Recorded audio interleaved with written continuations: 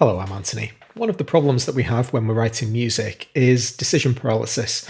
You've got so many options available to you, it can sometimes lead to complete inactivity. And choosing sounds for your next instrument track can be one of those situations. So I've come up with this solution to solve the problem, and I'm having so much fun using it that I thought I'd share it with you. It's a little bit whimsical, not to be taken too seriously, but that doesn't mean to say it doesn't work, and it isn't. It's really great fun. What I've basically done is generated a random selection system to completely remove the decision-making process for the sounds that I choose in the piece of music that I'm writing. I'm going to use this example today. I'm in the middle of writing a piece of music right now, and I'm going to demonstrate this principle for you. It's incredibly simple but great fun. What I've essentially done is gone through my list of plugins. See, I've got quite a few plugins installed, and this list is pretty big in its own right, but some of them hide inconceivable depths. Contact 7, for instance, that single little entry there contains a vast number of contact libraries, each of which contains vast amounts of sounds. Reactor 6 is a very similar thing. Omnisphere has over 10,000 presets in it. So some of these options, Halion 7 is another one, they're just too big to comprehend. So when you're choosing what sound that you're going to have, you can end up just scrolling through lists interminably. But I had this idea a few weeks ago. I was actually watching a Twitch streamer. There's a guy called Reed Duke on Twitch who plays a card game called Magic the Gathering. And every now and again, he'll use a random number generator to choose the cards to put. You basically build a deck of cards, up to 75 cards, and then play a game with these cards. And he's built this spreadsheet with about 100 entries. It doesn't really matter. And then he uses a random number generator offline to choose which cards are going to go in his deck. And it just adds a little bit of variety. It's enormously popular. He has great fun doing it. The viewers always love it when he does it.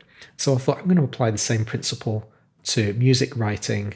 Unbeknownst to me, this has actually led to a brand new vat of creativity, because instead of falling into the same kind of habit-based tropes that I have previously, about half of the time when I'm choosing a plugin, I'll choose Omnisphere because it's just so simple to use and it's so great sounding. The second kind of piece of the puzzle that fit into place for me was when I was listening to Oxygen the other day, and I thought, oh my goodness, the sounds in this album are so simple. That's a sine wave, that's a square wave. He's put a bit of delay on a square wave, and just doesn't it sound absolutely incredible? The sounds themselves are irrelevant. All sounds are wonderful. You just need to find the place for them to live. So I'm going to show you my technique for generating random sounds. Step number 1. If you're beginning your piece of music, you're going to need a percussion sound, because I hate writing music to a click track. It just feels horrible.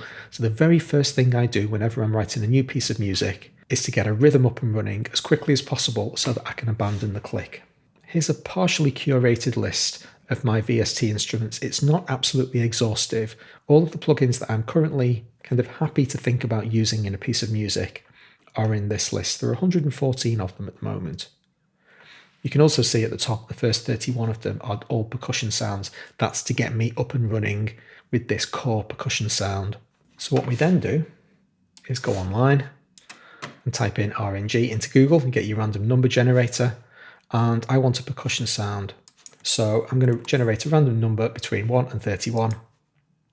Number 10. So I'm going to use the Metro Heights percussion add-in to Groove Agent. Here's Groove Agent loaded up. Now I need to load Metro Heights, which is here.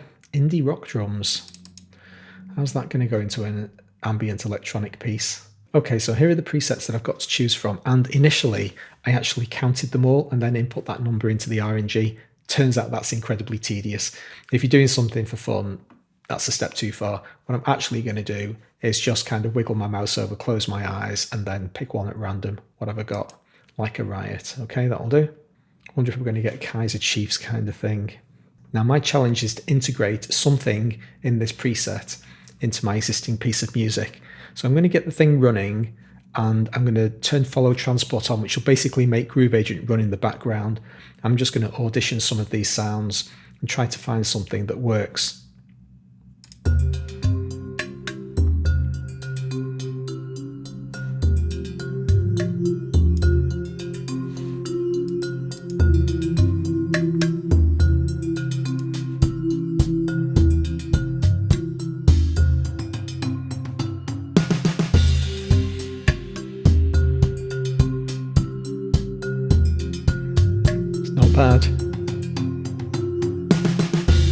bit over dramatic. Let's try one of the main patterns.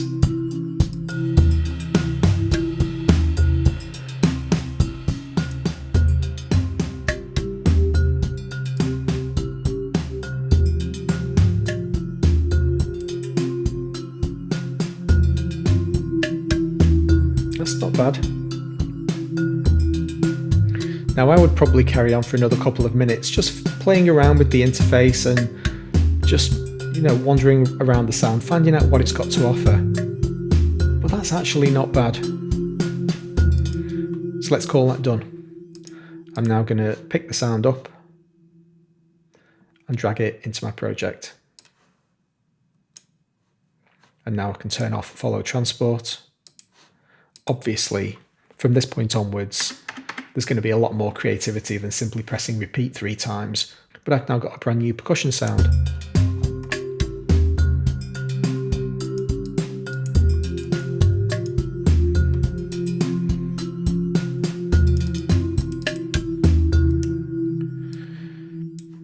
As you can see, that sound itself is comprised of a kick and a snare and probably some hats up here.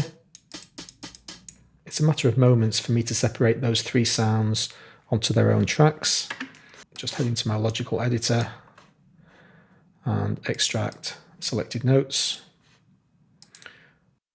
And that's dragged out the kick drum, as you can see. Let's do the snare.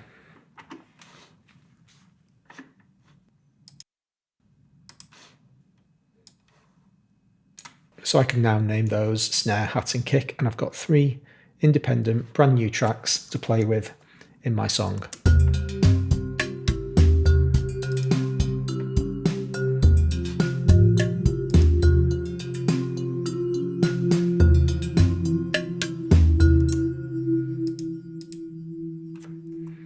Microphone just died on me there. Awesome. Anyway, back on with the fun. So now I'm going to generate a synth sound. My random number generator here. This time I'm going to pick a number between 32 and 114, so I'm exclusively only interested in synth sounds now. Let's find out what we get. 58, I wonder what that's going to be. That is the Syntronic Moog Taurus. Never in my life have I instantiated this particular instrument. Let's find out. It's obviously going to be a bass synth. Let's find out what it sounds like. Here's the bully. And we've got this list of presets. So I'm not going to count all of these presets and randomly generate a random thing. I'm just going to look at you and scroll up and down until I select this one, Obscure Pluck. Said carefully. Let's see what that sounds like.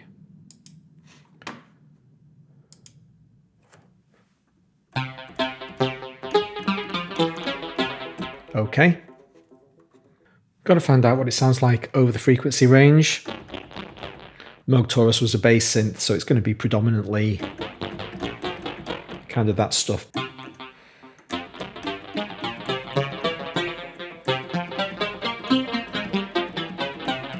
That's the octave I want to be playing in. Listen to that delay bounce, excellent. Never used this preset before. This is the whole beauty of it. Brand new plugin, brand new sounds. Doesn't matter what the sounds are, just get up and running and write some music. I need obviously to embed it inside the thing that I'm writing, so I'm going to get it running in the background and very quickly figure a little ditty to throw in and get it recorded in less than a minute.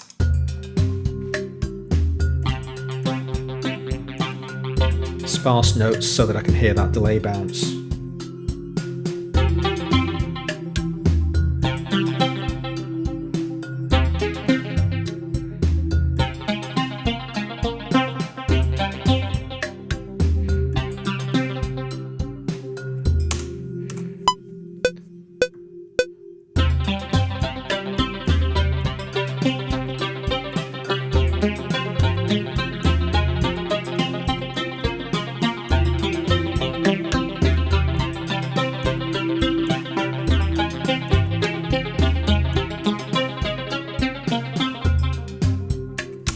Terrible timing, but that's what quantize was invented for.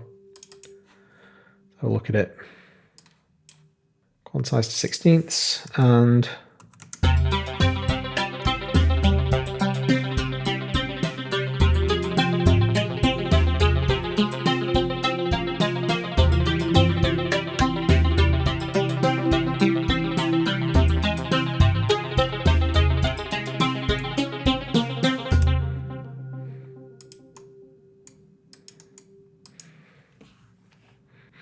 Now, it's not the most creative thing I've ever done, and I'm not saying it would even particularly stick, but it's just an illustration of how new sounds inspire you to completely different in completely different directions. While I was preparing for this video, I did another couple of random sound generation. I've not used Massive X for a couple of years. In fact, it actually had to update its database before I could even use it. But we had this kind of sound.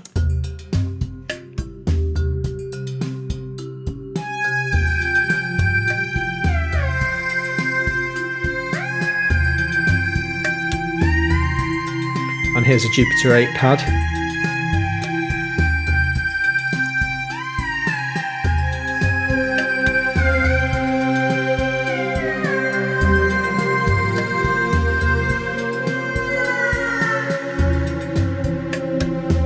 Let's bring that Taurus back in.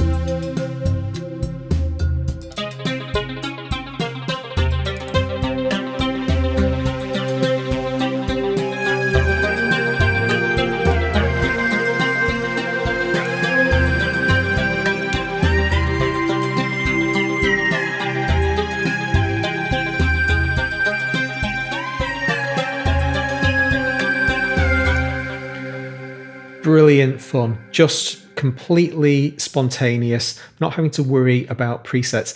The worst thing that you can do when you're browsing for sounds is to come up with a line, an arpeggio or a chord sequence or whatever, and then try to change the sound subsequently. We end up going through the preset banks, just pressing down, down, down, and feeling your will to live just ebb out of your fingers. It's the most depressing thing to do, and yet you find yourself doing, like, spending 15 minutes just going through all of the preset sounds, down, down, down. No, find the sound. It doesn't matter what it is. That Moog Taurus sound, quite brash, quite harsh, quite a brittle kind of thing, but it's going to have its sweet spot. You find that lovely delay bounce. So I want to be pretty sparse to allow the delay thing to bounce. Suddenly I'm writing an arpeggio and it all just falls together really quickly. Leave it, move on to the next thing. At this point, I've thrown 3 or 4 new sounds into this project. I'll save them all, come back the following day, listen to what sounds good and what doesn't. I'm not going to say I'm going to keep everything, but as a source of inspiration, it's just fantastically spontaneous. Not just Low Omnisphere for the 174th time. You know, there's a reason why I do that. It's because it's easy and I know it's going to sound good. But I also like that joy, the excitement of, you know, what am I going to get this time? There's something inexplicably joyous about pressing go on a random number generator and letting the computer decide what sound you're going to get. Bit frivolous, bit silly, but doesn't stop it being fun. Hope you enjoyed the episode. Please hit like if you did. I'll see you again. Thanks a lot.